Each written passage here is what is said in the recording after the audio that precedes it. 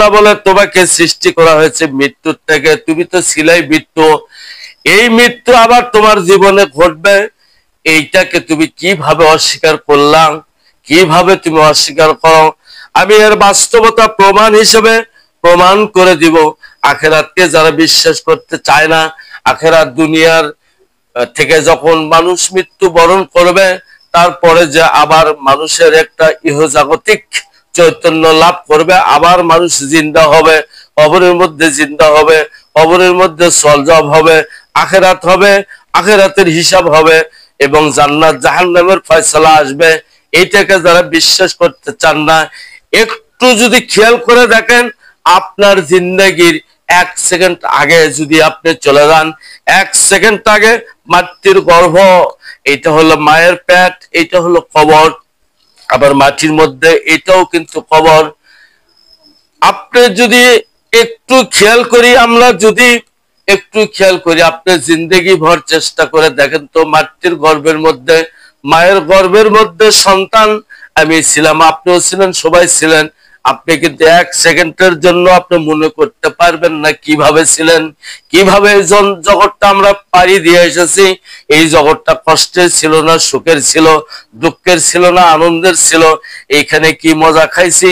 এখন দুনিয়ার জিন্দেগিতে একটা মানুষকে যদি পানির মধ্যে ডুবে রাখা হয়, সে কিন্তু মারা যাবে, অথচ 10 মাস 10 দিন একটা মানুষ পানির মধ্যেই ছিল, কিন্তু মারা যায় নাই। সুবহানাল্লাহ, এটা আল্লাহর কুদরত। যেভাবে মায়ের পেটকে আমরা অনুসরণ করতে পারি না, অনুভূতি করতে পারি না, ঠিক তদরূপ ভাবে এই বিশ্বাস থেকে আমাদেরকে বিশ্বাস করতে হবে।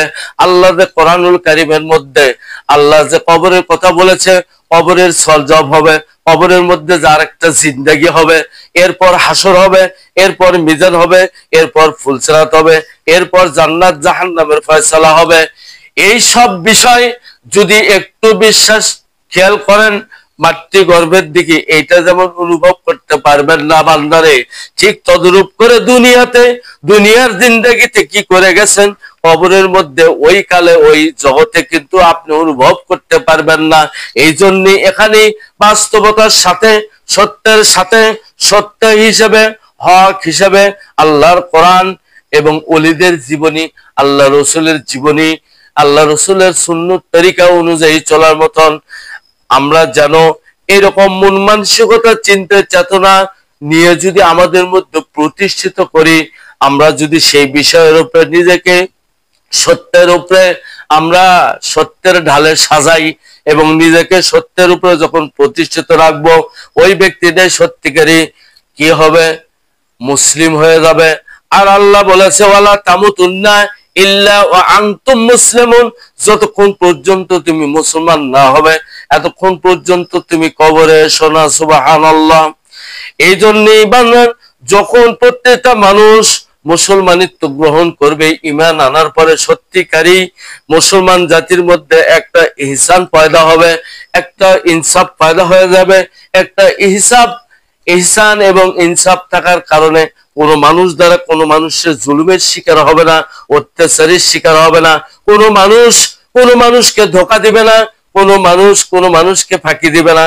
সত্যিকারী সত্য ন্যায় নিষ্ঠবান একজন, আদর্শ ন্যায় নীতিবান একজন মুসলিম জাতি, এরকম একটা মুসলিম জাতিকে আল্লাহ সুবহানাহু ওয়া তাআলার পক্ষ থেকে আল্লাহ রাসূল উপহার দিয়েছিলেন।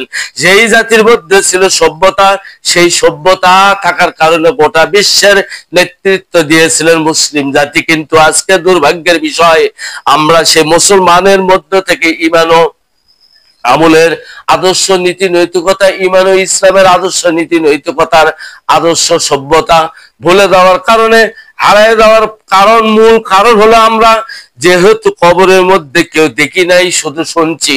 আজকে সেই দেখার নমুনা হিসেবে আমি একটা উদাহরণ মাসলা স্বরূপ আমি বুঝাই দিলাম।